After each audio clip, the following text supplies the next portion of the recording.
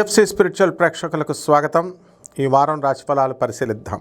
ఓం హ్రీంకారాసనగద్భితానలసికాం సౌహక్లీం కళాం బిభ్రతీం సౌవర్ణాంబరధారిణీం వరసుదాదహుతాం త్రినేత్రోజ్వలాం వందే పుస్తకభాషమంకుశధరాం స్రగ్భూషితాముజ్వలాం త్వాం గౌరీం త్రిపురాం పరాత్పరకలాం శ్రీచక్రసంచారిణీం.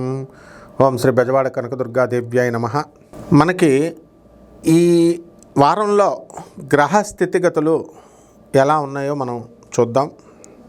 రాహువు కుంభరాశిలో ఉన్నాడు, శని వక్రించి మీనరాశిలో ఉన్నాడు, మరి కేతువు ఈ యొక్క సింహరాశిలో ఉన్నాడు.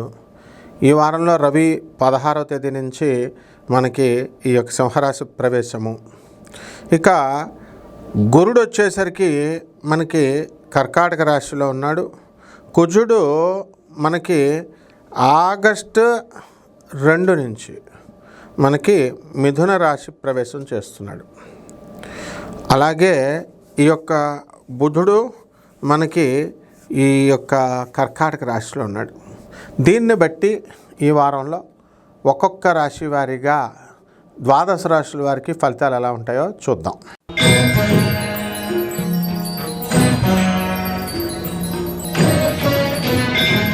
మీనరాశి. ఈ మీనరాశి వారికి అందరికీ కూడా ఏలినాటి శని జరుగుతోంది. మరి ఈ ఏలినాటి శని వల్ల మీకు అపనిందలు పడడానికి అవకాశాలు ఉంటాయి. కాబట్టి వ్యాపారాలలో జాగ్రత్తగా చేసుకోండి, అకౌంట్లు ఇవన్నీ కూడా. అలాగే చక్కగా ఆడవాళ్లతో మంచిగా వ్యవహారం చేసుకోండి. మీ భార్యా పిల్లల పట్ల విధేయులై ఉండండి. భార్య చెప్పిన మాట వినండి, మీకు ఏ ప్రాబ్లమ్స్ రావు. అలాగే చక్కగా ఈ యొక్క మీనరాశి వారికి అందరికీ కూడా మనకి ఈ యొక్క షష్ఠ స్థితిగతినైనటువంటి కేతుగ్రహ ప్రభావం వలన విదేశాలకి మీరు వెళ్ళడానికి అవకాశాలు ఉంటాయి. గల్ఫ్ కంట్రీస్ నుంచి మీకు ఆఫర్ల మీద ఆఫర్లు వస్తాయి. జీతభత్యాలు బాగా పెరుగుతాయి. తక్కువ శాలరీ ఉన్నటువంటి ఉద్యోగం నుంచి ఎక్కువ శాలరీ బంపర్ ఆఫర్ వచ్చేసరికి మీకు ఆశ్చర్యపోతారు.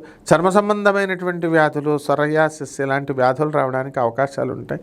మందులు మెడికేషన్ జాగ్రత్తగా పడితే అవి తగ్గిపోతాయి, దాంట్లో పెద్ద విషయం లేదు.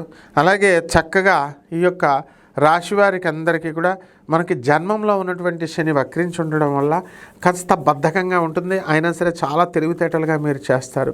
ఓవరాల్గా మీరు బ్రహ్మాండంగా అంతా కూడా దూసుకెళ్ళిపోవాలనే ఆలోచన, మంచి తెలివితేటలు అందరికీ ఇస్తారు. కానీ మీరు మాత్రం కొంచెం స్లోగా ఉంటారు. మిమ్మల్ని చూసి అవతల వాళ్ళందరూ కూడా అమాయకులు అనుకుంటారు, కానీ but you are very intelligent and very honest అనమాట. కాబట్టి పరిస్థితుల ప్రభావం వలన మీరు మారిపోతూ ఉంటారు. కాబట్టి మంచి వాళ్ళకే స్టిక్ అయి ఉండండి. అదేవిధంగా ఈ యొక్క గురుడు మనకి పంచమ స్థితిగతుడై ఉన్నాడు.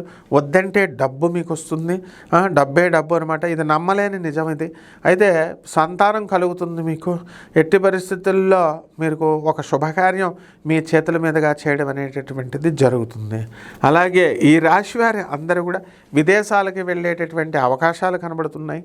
అలాగే చక్కగా ఇతర ప్రదేశాలకి అంతా కూడా మీరు హనీమూన్లని లేకపోతే ఎక్స్కర్షన్స్ అని ఇలాంటివి వెళ్ళడం అనేటటువంటిది మీకు జరుగుతూ ఉంటుంది.